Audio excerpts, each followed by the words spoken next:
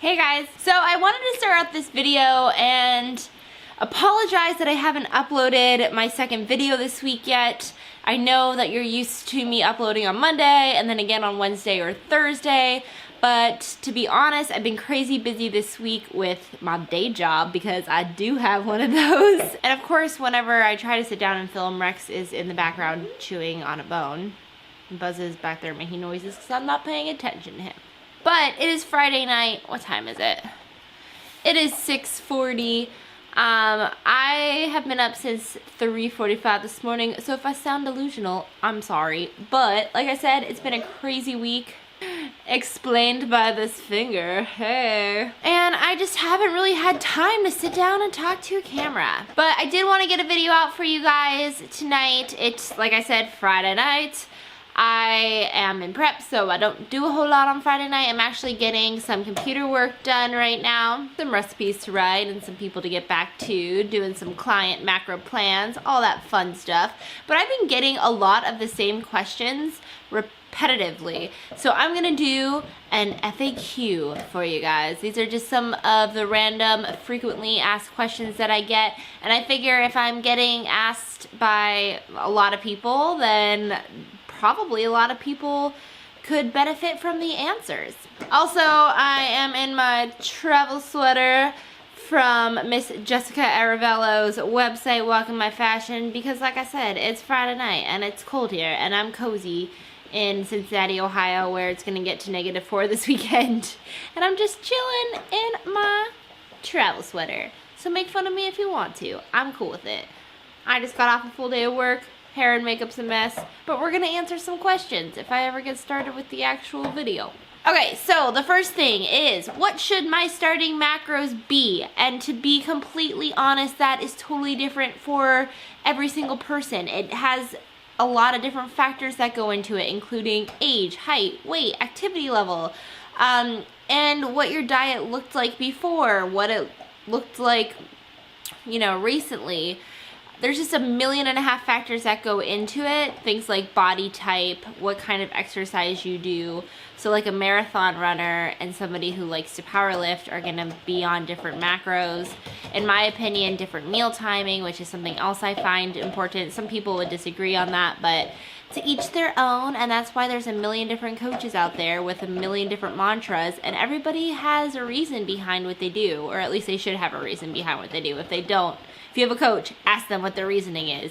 Always ask questions. Like, don't be afraid to ask them questions. If they can't answer them, then you need to find a different coach. I think it's really important to find somebody who has similar views to you and to get their help if you can't afford it. If you can't, there's a bunch of different ways to find out starting macros, but the most important thing is being consistent. So if you're setting your own macros, stick to those for at least 2 weeks, see what happens before you change it. Because I feel like people will set their macros and then they will like binge and then they'll be like, this isn't working because you didn't follow your macros.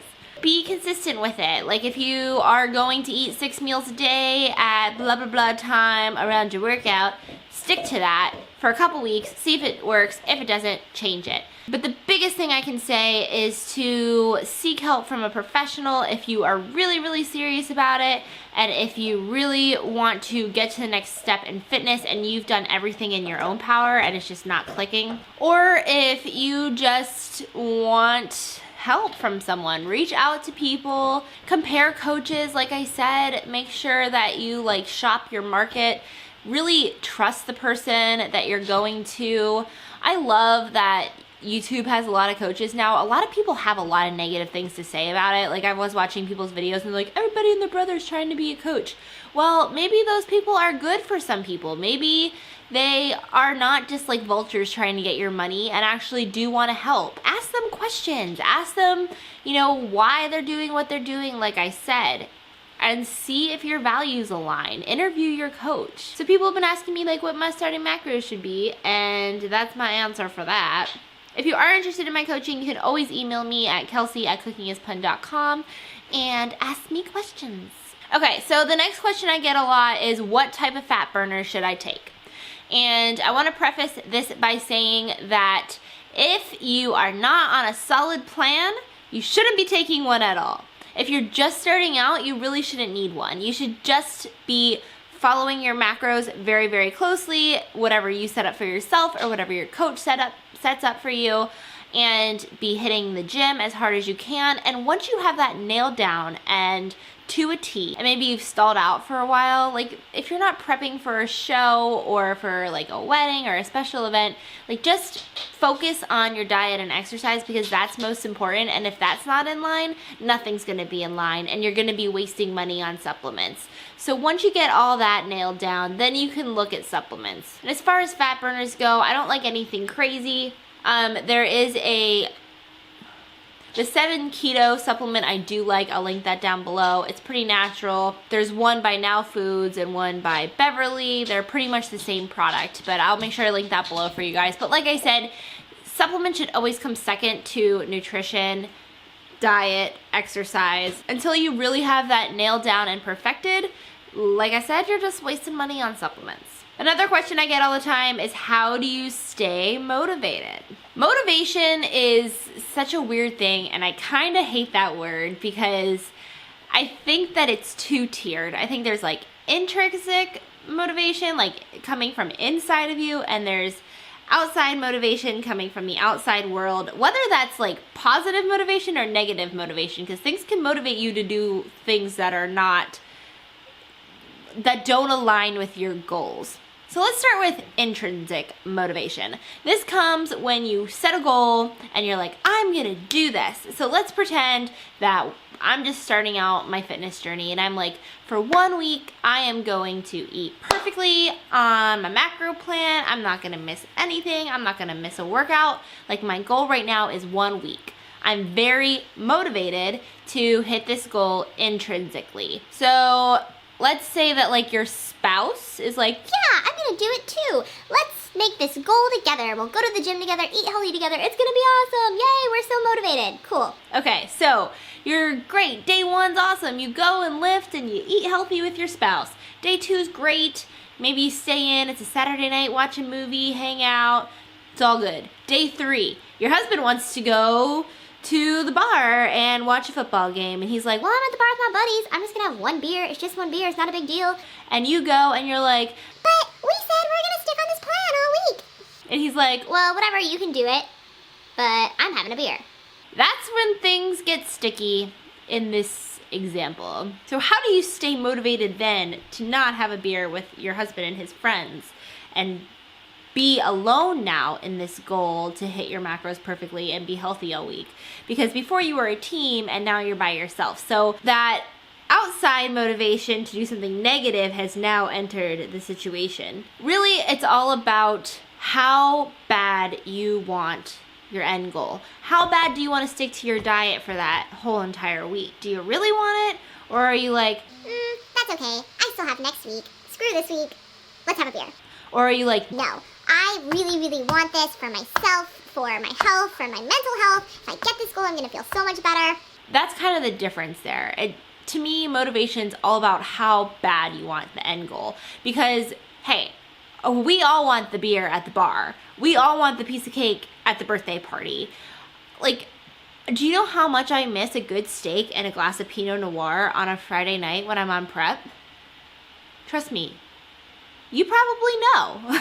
Like, most people be like, you have no idea. But you know, because you've dealt with that before. You've had that motivation to do something, and you either want it badly enough or you just don't really want it that bad. So for me, the way I stay motivated is I set realistic goals, first of all, because if you set unattainable goals, you're not gonna have that motivation to stick to them because they're not attainable. If I say I wanna have a 6-pack in 36 hours, that is impossible to reach. So if the piece of cake sitting in front of me, I'm gonna be like, I'm not gonna reach my goal anyways. Cake, cake, cake. But if I'm like, I wanna stick to my macros all week long, once I get through 1 week, I'll reward myself and then maybe try for 2 weeks. That is so much more doable. So I hope that makes sense.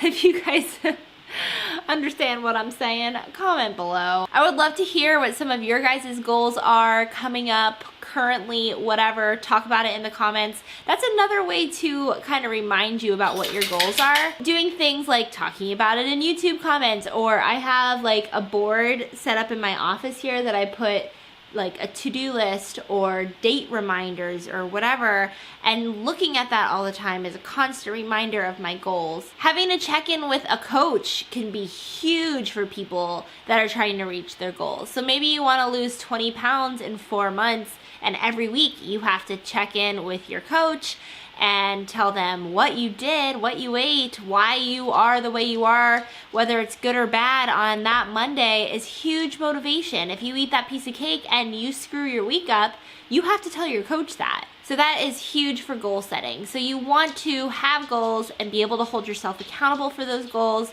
and your likelihood of success is much higher. So like I said, comment down below, let me know what some of your goals are, what you guys are doing to keep yourself accountable, and we will all help each other stay motivated. Alright guys, I've been talking for a long time, so thank you for hanging out with me on this Friday evening and having a little chat. Keep your questions coming. If I don't answer them right away, I'll answer them eventually. Usually I do I try my absolute best to respond to you guys, every single comment, every single email, every single Instagram post. Like, I do my best to get back to you because I love talking to you guys. I love interacting with you guys. You're awesome, and I don't want to leave you hanging ever. But some of these questions, in my opinion, deserve longer responses. So if you do ever ask a question that, in my opinion, deserves a longer response, know that I'm probably saving that for like a video coming up or a car chat or whatever. So if you like this type of video, like FAQs, give it a thumbs up, and maybe you'll see one in the future. I hope you guys have an amazing weekend, and I'll see you in the next one. Thanks so much for watching, guys. Bye.